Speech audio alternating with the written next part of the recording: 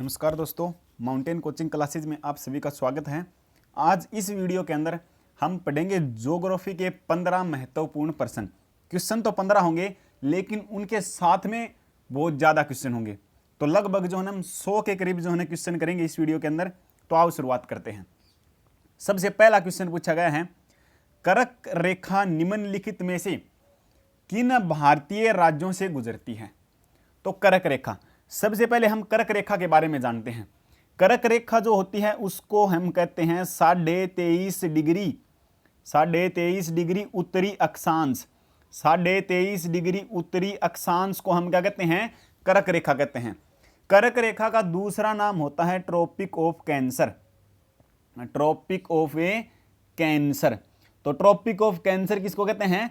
कर्क रेखा को कहते हैं। ठीक है, उसके बाद में आगे हम बात करें तो जो कर्क रेखा है वो भारत के 8 राज्यों से होकर के गुजरती है। भारत के 8 राज्यों से होकर के गुजरती है।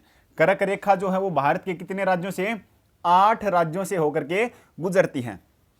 कर्क रेखा जो है ना क्या है? अक्षांश रेखा है।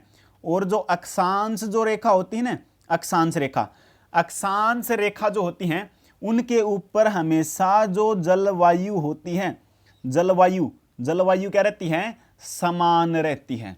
तो देखो यहां से हमने 4-5 क्वेश्चन देखे हैं। कर्क रेखा 23.5 डिग्री उत्तरी अक्षांश को कहते हैं। दूसरा नाम ट्रॉपिक ऑफ कैंसर कहते हैं। कर्क रेखा भारत के 8 राज्यों से होकर के गुजरती है। कर्क रेखा जो है वो एक अक्षांश रेखा है। अक्षांश रेखा के ऊपर हमेशा जलवायु क्या रहती है? समान रहती है। तो अब हम बात करते हैं कि भारत के कौन कौन से जो है ना 8 राज्यों से होकर के कर्क रेखा गुजरती है।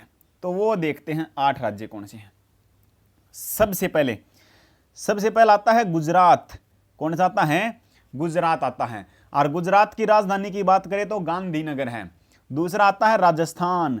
राजस्थान जो है क्षेत्रफल के अनुसार भारत का सबसे बड़ा राज्य है और राजस्थान की राजधानी है जयपुर है।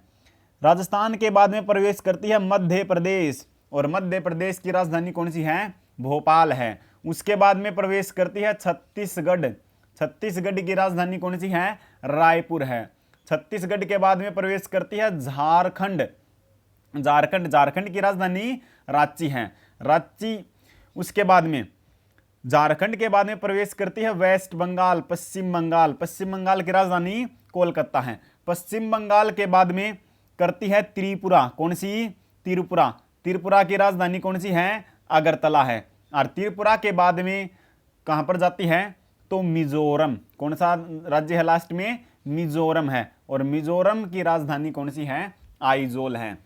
तो जो कर्क रेखा है वो भारत के इन 8 राज्यों से होकर के गुजरती है। कौन से हैं? गुजरात है, उसके बाद राजस्थान है, मध्य प्रदेश है, छत्तीसगढ़ है, झारखंड है, पश्चिम बंगाल है, त्रिपुरा है और मिजोरम है। अब देख लो कौन से ऑप्शन है। गुजरात जाती है बिल्कुल, मध्य प्रदेश जाती है, छत्तीसगढ़ जाती है, लेकिन बिहार से नहीं जाती है। तो ऑप्शन ए कट गया यहाँ पर। ठीक है, पश्चिम बंगाल से जाती है, त्रिपुरा से जाती है, मिजोरम से जाती है, लेकिन मेघालय से नहीं जाती है। ऑप्शन बी भी कट गया। ऑप्शन सी देखते हैं, छत्तीसगढ़ से जाती है, झारखंड से जाती है, पश्चिम बंगाल से जाती है, फिर बिहार आ गया। ऑप्शन सी भी कट गया। ठीक है, ऑप्शन डी है मध्य प्रदेश से, छत्तीसगढ़ से, झारखंड से और पश्चिम बंगाल से। तो हमारा आंसर कौन सा रहेगा? ऑप्शन ए डी रहेगा। क्लियर है इतना? उसके बाद में क्वेश्चन नंबर 2, ये देखो मैप के द्वारा आप देख सकते हो कि कर्क रेखा जो है ना किस किस प्रकार से जाती है।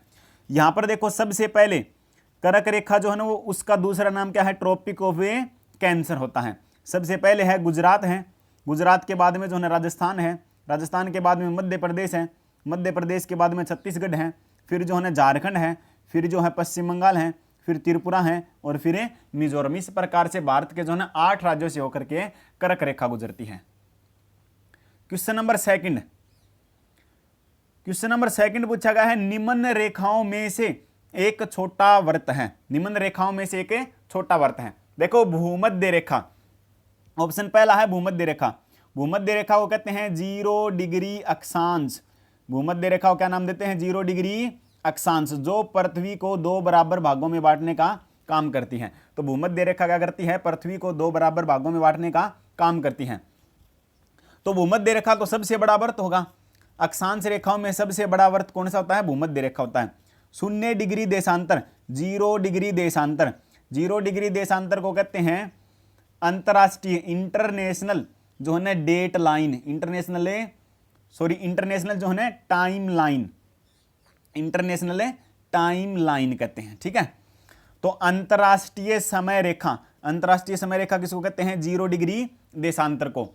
अंतरराष्ट्रीय तिथि रेखा, इंटरनेशनल डेट लाइन कहते हैं 180 डिग्री देशांतर को, 180 डिग्री देशांतर को। ठीक है, तो सबसे पहले देखो भूमध्य रेखा को कहते हैं 0 डिग्री अक्षांश कहते हैं, पृथ्वी को 2 बराबर भागों में बांटती हैं। 0 डिग्री देशांतर को कहते हैं अंतरराष्ट्रीय समय रेखा, अंतरराष्ट्रीय समय रेखा। जो 0 डिग्री जो देशांतर है वो गुजरती है जीएमटी वेधशाला से, ग्रीनविच मीन टाइम, जी से ग्रीनविच, एम से मीन, टी से टाइम, ग्रीनविच मीन टाइम से जीएमटी वेधशाला, लंदन के जीएमटी वेधशाला से गुजरती है। अंतरराष्ट्रीय तिथि रेखा की बात करते हैं तो वो 180 डिग्री देशांतर है। एकमात्र देशांतर रेखा जो सीधी नहीं है, एकमात्र देशांतर रेखा जो सीधी नहीं है कौन सी है? 180 डिग्री देशांतर है, जिसको अंतरराष्ट्रीय डेट लाइन या अंतरराष्ट्रीय तिथि रेखा कहते हैं। बात करते हैं मकर रेखा की, बात करते हैं हमें मकर रेखा के बारे में। मकर रेखा, तो मकर रेखा होती है 23.5 डिग्री दक्षिणी अक्षांश, 23.5 डिग्री कौन सी अक्षांश है? दक्षिणी अक्षांश होती है। 23.5 डिग्री दक्षिणी अक्षांश को मकर रेखा कहते हैं। और जो मकर रेखा है इसका दूसरा नाम होता है tropic of Capricorn, tropic of Capricorn. तो ट्रॉपिक ऑफ कैंसर किसका नाम था? कर्क रेखा का। ट्रॉपिक ऑफ कैप्रिकॉर्न किसका नाम है? तो मकर रेखा का है। तो इनमें से सबसे छोटा वर्त कौन सा होता है? मकर रेखा होता है। सबसे छोटा वर्त कौन सा है? मकर रेखा। अब वो होता किस प्रकार से है वो अब देखो इमेज के द्वारा किस प्रकार से होता है, ये यहां पर हम देखेंगे। देखो 23.5 डिग्री जो है ना अगर उत्तरी अक्षांश आता है तो उसको हम नाम क्या देते हैं? कर्क रेखा। जो 0 डिग्री अक्षांश होती है उसको नाम क्या देते हैं? भूमध्य रेखा। और जो 23.5 डिग्री दक्षिणी अक्षांश होता है उसको हम क्या नाम देते हैं? मकर रेखा। क्वेश्चन पूछा था कि जो है ना छोटा वर्त कौन सा होता है, निम्न में से छोटा वर्त कौन सा है? ऑप्शन 1 था कौन सा है? भूमध्य रेखा। तो भूमध्य रेखा तो जो है ना बीच से जाती है तो छोटी जो है ना वर्त नहीं होगा ये। दूसरा ऑप्शन दिया था कि जो है ना अंतरराष्ट्रीय समय रेखा, तो अंतरराष्ट्रीय समय रेखा देखो सारी देशांतर रेखाएं वरित वर्त होती हैं, जितनी भी देशांतर रेखाएं होती हैं सारी जो है ना वरित वर्त होती है, मतलब जो है ना बड़े वर्त होते हैं, पूरे जो है ना एक समान आकार के वर्त होते हैं। लेकिन अगर अक्षांश में पूछे ना तो सबसे बड़ा वर्त कौन सा? 0 डिग्री अक्षांश। उसके बाद में उससे छोटा कौन सा आ गया यहाँ पर? 23.5 डिग्री दक्षिणी अक्षांश, क्योंकि ऑप्शन के अंदर कौन सा है? मकर रेखा है। तो हमारा आंसर वहां पर कौन सा रहेगा? मकर रेखा रहेगा। उसके बाद में क्वेश्चन नंबर 3 पूछा गया है, निम्नलिखित महाद्वीपों में से कौन सबसे छोटा महाद्वीप है? हमें देखो सबसे छोटा महाद्वीप का पता है, सबसे छोटा महाद्वीप सभी को पता है कौन सा है? ऑस्ट्रेलिया है। अगर देखो कहे सबसे छोटा महाद्वीप कौन सा है तो हमें पता है कौन सा है? ऑस्ट्रेलिया है। सबसे छोटा महाद्वीप कौन सा है? ऑस्ट्रेलिया है। लेकिन क्वेश्चन क्या पूछा है? निम्नलिखित महाद्वीपों में से, ये 4 ऑप्शन दिए गए हैं, इनके अंदर से पूछा गया है 4 ऑप्शन में। तो अब देखो हमें 7 की 7 है, महाद्वीप कितने हैं? संख्या है 7। 7 की सीरीज देखो, सबसे बड़ा कौन सा? क्षेत्रफल के अनुसार सबसे बड़ा कौन सा? एशिया। एशिया के बाद में जो है दूसरे नंबर पर आता है कौन सा? अफ्रीका। अफ्रीका का नाम है अंध महाद्वीप, अंध महाद्वीप होता है, और काला महाद्वीप किसको कहते हैं? अफ्रीका को। अफ्रीका के बाद में आता है उत्तरी अमेरिका। उत्तरी अमेरिका से छोटा है दक्षिणी अमेरिका, दक्षिणी अमेरिका। और दक्षिणी अमेरिका से छोटा है अंटार्कटिका। दक्षिणी अमेरिका जो है इससे जो है ना छोटा है कौन सा? अंटार्कटिका। और अंटार्कटिका जो है ना इससे छोटा कौन सा है? तो इससे छोटा है यूरोप। और यूरोप से छोटा कौन सा है? तो वो है ऑस्ट्रेलिया। तो ये सीरीज है। पहले नंबर पर जो है ना कौन सा है? एशिया। दूसरे नंबर पर कौन सा? अफ्रीका। तीसरे नंबर पर उत्तरी अमेरिका। 4 नंबर पर दक्षिणी अमेरिका। 5 नंबर पर अंटार्कटिका। 6 नंबर पर यूरोप। 7 नंबर पर ऑस्ट्रेलिया है। तो अब देखो निम्नलिखित में से कौन सा है?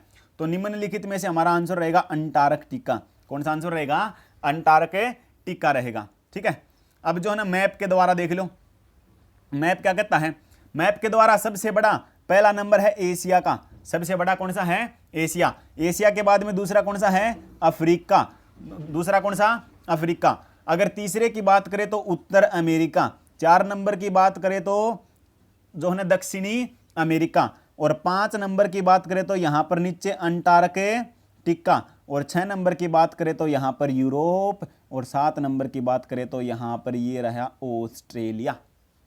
तो इस प्रकार से हैं महाद्वीप हैं। क्लियर है, ये देख सकते हैं आप वर्ल्ड का मैप है। क्लियर बात इतनी। उसके बाद में क्वेश्चन नंबर जो है ना 4 पूछा गया है, क्वेश्चन नंबर 4 है, क्वेश्चन नंबर 4, निम्न में से कौन सा प्रशांत महासागर में अवस्थित है, निम्न में से कौन सा प्रशांत महासागर में अवस्थित है। तो प्रशांत महासागर, पहला क्वेश्चन बनेगा सबसे बड़ा महासागर, सबसे बड़ा महासागर कौन सा, प्रशांत महासागर। सबसे गहरा महासागर, सबसे गहरा महासागर कौन सा महासागर है, प्रशांत महासागर है। ठीक है, प्रशांत जो महासागर है वो किस किस के बीच में है, तो वो देखते हैं हम। इस साइड में जो है ना ऊपर की तरफ लगता है उत्तरी अमेरिका, नीचे की तरफ आता है दक्षिण अमेरिका, और यहां पर आता है एशिया। तो वो किस महाद्वीप के बीच में है, उत्तर अमेरिका, दक्षिण अमेरिका और एशिया के बीच में कौन सा महासागर है, तो प्रशांत महासागर है। तो इसने क्वेश्चन पूछा गया है कि प्रशांत महासागर में अवस्थित है great barrier reef, great barrier reef. तो देखो एक बार, ग्रेट बैरियर रीफ किसके अंदर है, प्रशांत महासागर के अंदर है। ऑप्शन पहला सही है। ग्रेट बैरियर रीफ जो है वो है ऑस्ट्रेलिया के अंदर है। कहां पर है, ऑस्ट्रेलिया के अंदर है। लेकिन ऑस्ट्रेलिया के जो है ना किस तरफ है, पूर्वी हिस्से पर है या पश्चिमी हिस्से पर है, तो हमारा आंसर रहेगा पूर्वी हिस्से पर है। किस द्वीप के ऊपर है, तो हमारा आंसर रहेगा क्वींसलैंड द्वीप के ऊपर है। कौन से द्वीप के ऊपर है, तो क्वींसलैंड द्वीप के ऊपर है ग्रेट बैरियर रीफ है। ऑप्शन दूसरा है चैलेंजर गर्त। जो चैलेंजर गर्त है ये भी किसके अंदर है, प्रशांत महासागर के अंदर। जो चैलेंजर गर्त है, चैलेंजर गर्त के अंदर कौन सा गर्त है, तो हम वो रहेगा मैरियाना गर्त, मैरियाना गर्त, जिसको मैरियाना ट्रेंच कहते हैं, मैरियाना गर्त। सबसे गहरा गर्त, विश्व का सबसे गहरा गर्त कौन सा है, मैरियाना गर्त। रिंग ऑफ फायर ये भी किसके अंदर पाई जाती है, प्रशांत महासागर के अंदर पाई जाती है। रिंग ऑफ फायर, इस प्रकार से रिंग ऑफ फायर जहां पर जो है सर्वाधिक मात्रा में क्या आते हैं, ज्वालामुखी आते हैं, उसको हम क्या कहते हैं, रिंग ऑफ फायर कहते हैं। तो यहां पर ऑप्शन डी सभी रहेगा, ऑप्शन डी रहेगा हमारा आंसर। सॉरी, ऑप्शन जो है ना डी नहीं, ऑप्शन जो है सी रहेगा, ऑप्शन सी। 1, 2 और 3 तीनों जो है क्या रहेंगे, सही रहेंगे। तो ग्रेट बैरियर रीफ भी किसके अंदर है, प्रशांत महासागर के अंदर। चैलेंजर गर्त है वो भी किसके अंदर है, प्रशांत महासागर के अंदर। और रिंग ऑफ फायर भी किसके अंदर है, तो प्रशांत महासागर के अंदर। ऑप्शन सी सही रहेगा, 1, 2 और 3। ये देखो रिंग ऑफ फायर, ठीक है। यहां पर देखो आप एक इमेज, ये वाला हिस्सा जो है ना वो एशिया का है, ये वाला हिस्सा कौन इसका है, एशिया का है। यहाँ पर जो है ना ये कौन सा है, उत्तरी अमेरिका है, ये कौन सा उत्तरी अमेरिका है। और यहाँ पर ये वाला कौन सा है, तो ये है दक्षिणी अमेरिका है। और ये वाला कौन सा है, तो ये ऑस्ट्रेलिया है, ऑस्ट्रेलिया है। तो यहाँ पर जो है ना ये पड़ता है बीच में कौन सा महासागर है, प्रशांत महासागर है, प्रशांत महासागर है, ठीक है।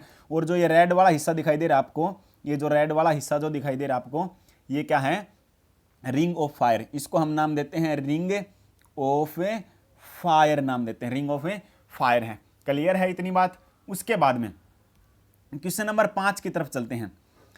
मध्य रात्रि के सूर्य की भूमि है, मध्य रात्रि के सूर्य की भूमि तो किसको कहते हैं, सभी को पता होगा, नार्वे को। नार्वे, नार्वे की अगर राजधानी पूछे तो हमारा आंसर रहेगा ओस्लो।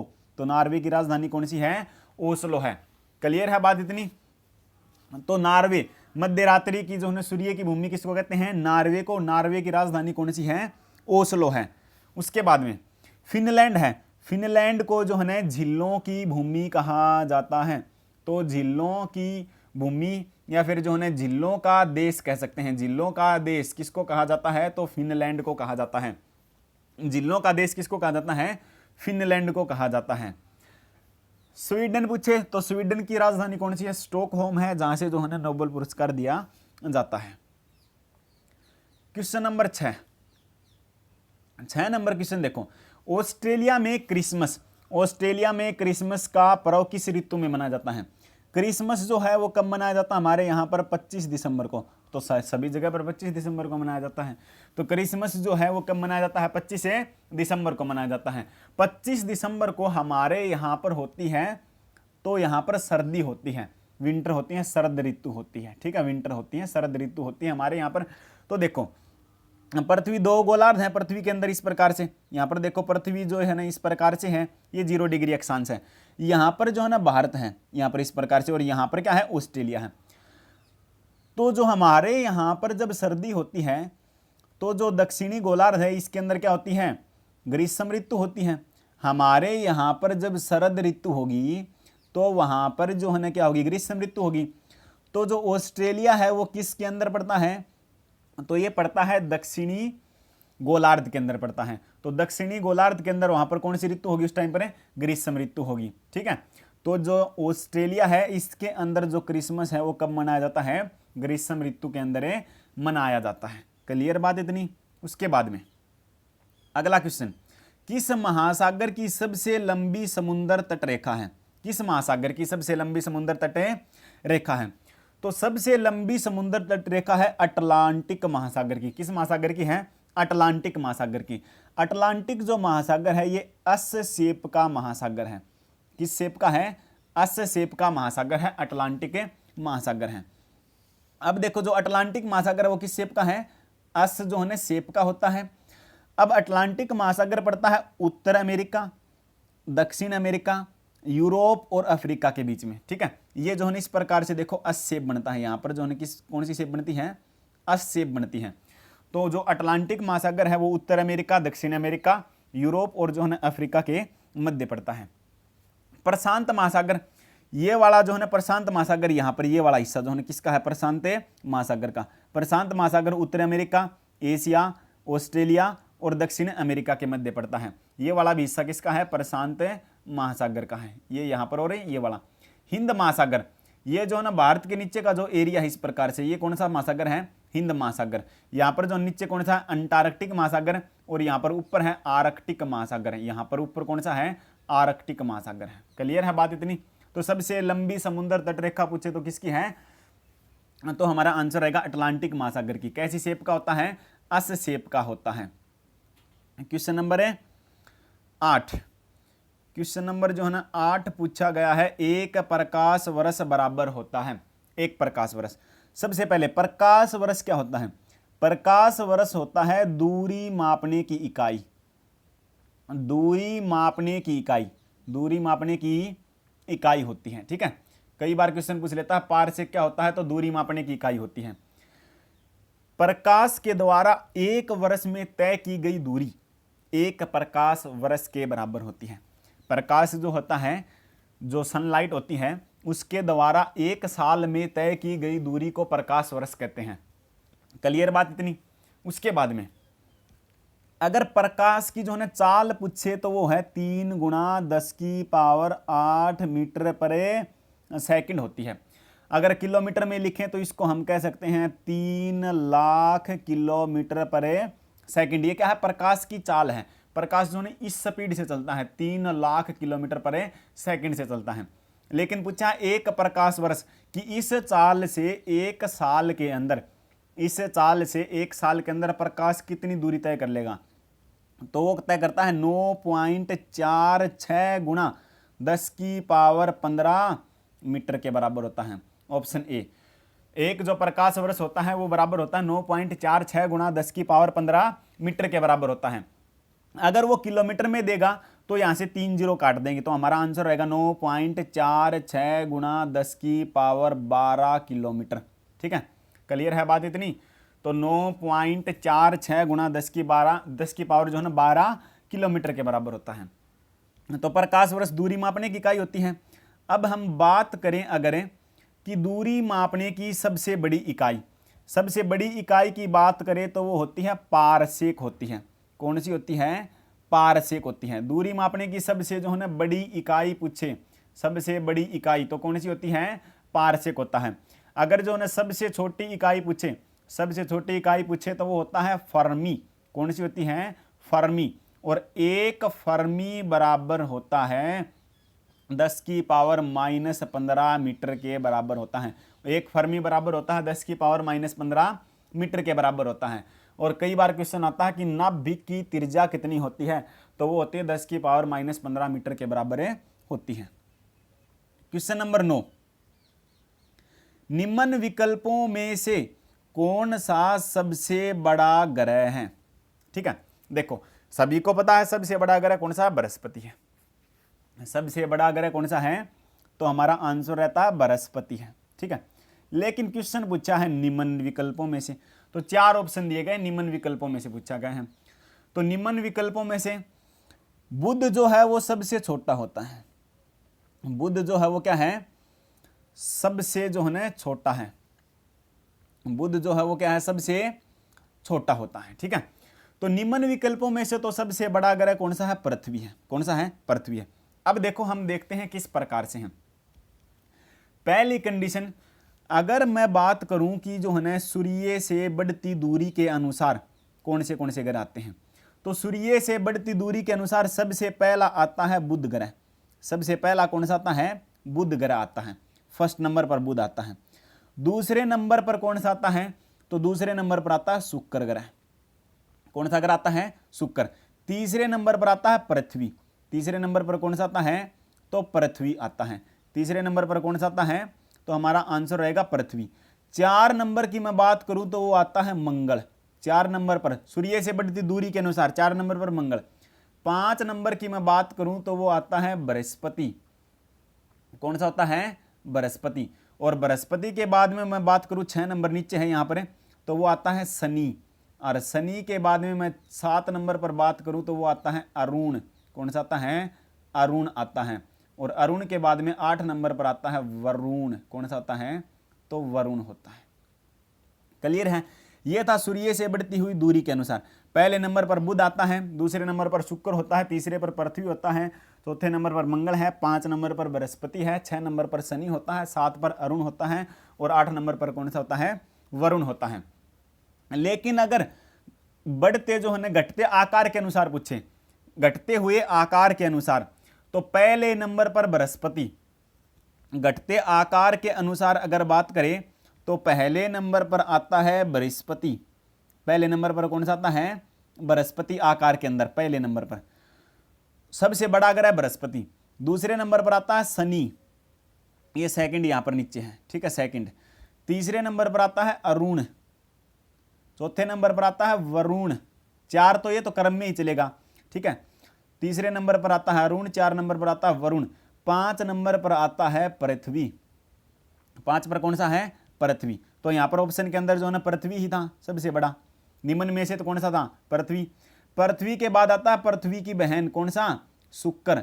और शुक्र के बाद आता है मंगल, और फिर रहता है सबसे छोटा, कौन सा आता है? बुध ग्रह आता है। तो ये जो है ना घटते हुए आकार के अनुसार है। सबसे बड़ा बृहस्पति होता है, पृथ्वी जो है ना 5वें नंबर पर होती है, और सबसे छोटे की बात करें तो कौन सा होता है? तो बुध होता है। तो इतनी बात क्लियर है। उसके बाद में आगे हम बात करते हैं, एक दो क्वेश्चन और देखें। तो बुध और जो शुक्र है इनका कोई भी जो है ना उपग्रह नहीं है। बुध और शुक्र का कोई भी उपग्रह नहीं है।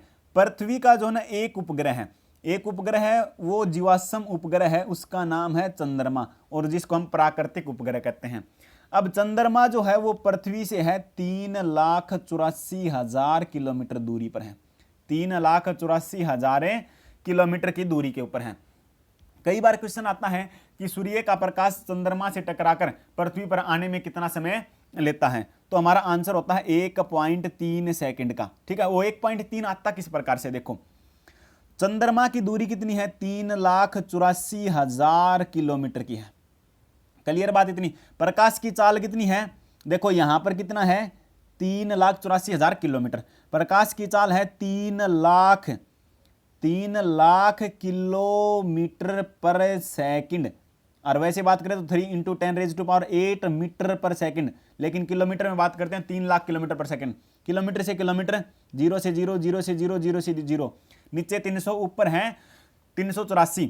तो इसको हम काटते हैं तो 300 एक कम 300 बचते हैं 84, ठीक है, तो ये आएगा फिर 1.28 सेकंड का समय लगता है, उसको हम काउंट कर लेते हैं 1.3 सेकंड का समय। क्लियर है बात इतनी? तो इस प्रकार से ये होता है। अगर पूछे ना सूर्य का प्रकाश पृथ्वी पर आने में कितना समय लेता है, तो वो लेता है 500 सेकंड का समय, 8.3 मिनट का समय लेता है सूर्य से सीधा आने पर। लेकिन चंद्रमा से आने पर कितना लेता है, तो 1.3 सेकंड का समय लेता है। उसके बाद में क्वेश्चन नंबर 10, क्वेश्चन नंबर जो 10 है वो पूछा गया है माउंट ओजस डेल सलाडो। माउंट ओजस डेल सलाडो दुनिया का सबसे अधिक सक्रिय ज्वालामुखी खालिस्तान में है। तो दुनिया का सबसे अधिक सक्रिय ज्वालामुखी वो है दक्षिण अमेरिका के अंदर। दक्षिण अमेरिका के अंदर जो है वो कहां पर पड़ता है, तो ये पड़ता है अर्जेंटीना और चिली के बॉर्डर पर। यहां पर देखेंगे एक बार, अर्जेंटीना और चिली के बॉर्डर पर। ये देश कौन सा है, अर्जेंटीना, और ये देश कौन सा है, चिली। अगर महाद्वीप पूछे कौन सा है, दक्षिण अमेरिका। ठीक है, ओजस डेल सलाडो कहां पर पड़ता है, दक्षिणी अमेरिका के अंदर, ओजस डेल सलाडो। अगर बॉर्डर पूछे तो किसका है बॉर्डर, तो बॉर्डर है जो है ना इस साइड में, तो जो है ना ये चिली है, और यहां पर ये कौन सा है, अर्जेंटीना। चिली और जो है ना अर्जेंटीना के जो है ना बॉर्डर के ऊपर पड़ता है ओजस डेल सलाडो है। क्लियर बात इतनी? अगर भारत में पूछे तो दो ज्वालामुखी है, एक बैरन है, एक नारकोंडम है। दोनों के दोनों जो है वो कहां पर पाए जाते हैं, तो अंडमान निकोबार द्वीप समूह के अंदर है। एक बैरन है, एक नारकोंडम है। क्वेश्चन नंबर 11, क्वेश्चन नंबर 11 कहता है सेरस क्या है। क्वेश्चन नंबर 11 है सेरस क्या है। तो जो सेरस है वो खोजा गया पहला सुंदर ग्रह। सेरस क्या है, खोजा गया पहला जो है वो सुंदर ग्रह है। सबसे पहले खोजा गया सुंदर ग्रह कौन सा है, सेरस है। इसकी खोज हुई थी 1819 में। कब खोजा गया था, 1819 में खोजा गया था। एक साइंटिस्ट का नाम है गयूसेप पियाजी। गयूसेप पियाजी के द्वारा खोजा गया था 1819 के अंदर। ये जो है ना 1819 है, 1819 के अंदर जो है खोजा गया था। तो सबसे बड़ा क्या है, सुंदर ग्रह। तो हमारा आंसर रहेगा ऑप्शन ए सी रहेगा। तो सबसे पहला खोजा गया सुंदर ग्रह कौन सा है, तो सेरस है। कब खोजा गया था, 1819 में। किसके द्वारा खोजा गया, तो गयूसेप पियाजी के द्वारा खोजा गया था। उसके बाद में क्वेश्चन नंबर अगर हम 12 की बात करते हैं, तो इसके अंदर क्वेश्चन पूछा गया है उपसौर। देखो उपसौर जो सूर्य की पृथ्वी से सबसे निकट की स्थिति होती है। एक बात इंपॉर्टेंट ये है कि जो सूर्य के बाहर से जो पृथ्वी चक्कर लगाती है वो कभी भी गोलाकार के अंदर नहीं है, वो लगाती है दीर्घवृत्ताकार के अंदर चक्कर लगाती है। तो दीर्घवृत्ताकार के अंदर चक्कर लगाएगी तो उसके अंदर एक कंडीशन होती है कि वो सूर्य के नजदीक होती है, दूसरी कंडीशन होती है कि वो सूर्य से दूर होती है। तो इसमें पूछा सूर्य के जो निकट होती है उस स्थिति को, पहला क्वेश्चन, उस स्थिति को उपसौर कहते हैं। एक क्वेश्चन क्लियर। सूर्य के निकट पृथ्वी जब होती है उस स्थिति को क्या कहते हैं, उपसौर। सूर्य से दूर होती है उसको कहते हैं अपसौर। उसको क्या कहते हैं, अपसौर। क्लियर बात इतनी? उसके बाद में उपसौर की जो घटना होती है वो होती है 3 जनवरी को। उपसौर की जो घटना होती है वो कब होती है, 3 जनवरी को। ठीक है, ये देखो सूर्य से न्यूनतम दूरी जो है वो है 14.7 करोड़ किलोमीटर की। 14.7 करोड़ किलोमीटर की, उसको नाम देते हैं हम उपसौर। और उपसौर कब होता है, 3 जनवरी को। सूर्य से अधिकतम दूरी है 15.2 करोड़ किलोमीटर की, उसको नाम देते हैं अपसौर, और वो होती है 4 जुलाई को। क्लियर बात इतनी? तो उपसौर, पहला क्वेश्चन उपसौर। उपसौर क्या होता है, सूर्य के जो है ना पृथ्वी जब निकट होता है उस स्थिति को उपसौर कहते हैं। कब होती है, 3 जनवरी को। दूरी कितनी होती है, 14.7 करोड़ किलोमीटर की होती है। अपसौर, पृथ्वी की जो है ना सूर्य से अधिकतम दूरी को क्या नाम देते हैं, अपसौर नाम देते हैं। अधिकतम दूरी होती कितनी है, तो 15.2 करोड़ किलोमीटर की होती है। कब होता है, तो 4 जुलाई को होता है। क्लियर है बात इतनी? उसके बाद में क्वेश्चन नंबर जो है ना 13 नंबर क्वेश्चन पूछा गया है इनमें से किन का अपना वायुमंडल नहीं है। इनमें से किन का अपना वायुमंडल नहीं है, तो बुध ग्रह, चंद्रमा, बुध और चंद्रमा दोनों, बुध, चंद्रमा और शुक्र। तो एक बात ध्यान में रखना है, जो शुक्र है इसको पृथ्वी की बहन कहते हैं, और जो है पृथ्वी का जुड़वा, ट्विन ऑफ अर्थ कहते हैं। सांझ का तारा, भोर का तारा किसको कहते हैं, शुक्र को कहते हैं। जो शुक्र ग्रह है, जो शुक्र जो ग्रह है इसके ऊपर 97% कार्बन डाइऑक्साइड है। तो यहां पर तो वायुमंडल है, वायुमंडल तो है लेकिन जीवन संभव नहीं है। क्यों नहीं है? क्योंकि यहां पर 97% कार्बन डाइऑक्साइड है और 97% कार्बन डाइऑक्साइड होने के कारण यह सबसे गर्म ग्रह है। सबसे गर्म ग्रह कौन सा है? तो हमारा आंसर रहेगा शुक्र ग्रह है सबसे गर्म। पृथ्वी की बहन शुक्र ग्रह को कहते हैं, पृथ्वी का जुड़वा शुक्र ग्रह को कहते हैं, सांझ का तारा शुक्र ग्रह को कहते हैं, भोर का तारा किसको कहते हैं? शुक्र ग्रह को कहते हैं। सबसे गर्म शुक्र ग्रह को कहते हैं। शुक्र ग्रह पर 97% कार्बन डाइऑक्साइड होती है। तो ऑप्शन बचते हैं दो, बुध और चंद्रमा। न तो चंद्रमा के ऊपर वायुमंडल है, न ही बुध के ऊपर है। तो हमारा आंसर रहेगा ऑप्शन सी, बुध और चंद्रमा दोनों। क्लियर बात इतनी? उसके बाद में आगे हम बात करते हैं। क्वेश्चन नंबर 14 पूछा गया है, किस ग्रह का घूर्णन समय पृथ्वी के लगभग समान है? घूर्णन, पृथ्वी का जो घूर्णन है अपने एक्स पर घूम जाती है लगभग 24 घंटे के अंदर। एग्जैक्ट देखे तो वो होता है 23 घंटे होता है, 56 जो है मिनट होता है, 4 सेकंड का कुछ समय लेती है। ठीक है, 23 घंटे 56 मिनट 4 सेकंड के अंदर जो है अपने जो है एक्स के ऊपर घूम जाती है पृथ्वी।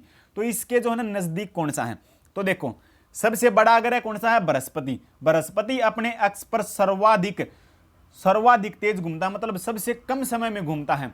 तो सबसे कम समय में कितने में घूमता है? तो ये घूमता है 9.9 घंटे के अंदर। 9.9 घंटे के अंदर घूमता है। 9.9 घंटे के अंदर घूमता है।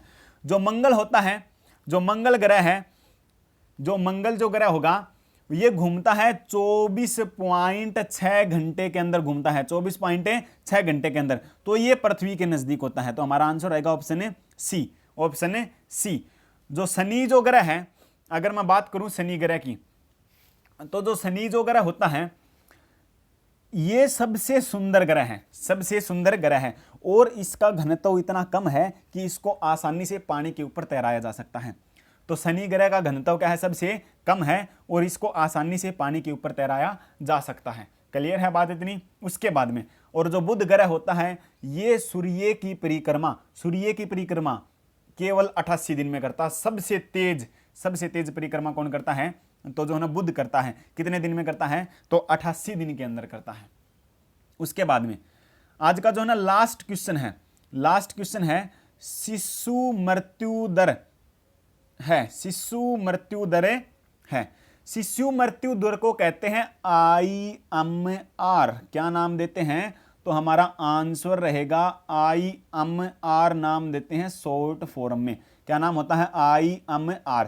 अब फुल फॉर्म पूछे IMR की क्या होती है? तो IMR की फुल फॉर्म होती है infant mortality, MORTALITY, mortality rate. Clear है बात इतनी? तो IMR की फुल फॉर्म क्या होती है? Infant mortality rate. तो शिशु मृत्यु दर होती है। तो शिशु मृत्यु दर होती है प्रत्येक 1000 जन्मों में। मान लो कोई वर्ष के अंदर 1000 बच्चे जन्मे हैं तो उनके अंदर से 1 वर्ष से कम उम्र में कितने बच्चों की मृत्यु हुई है, वो क्या कहलाता है? Infant mortality rate.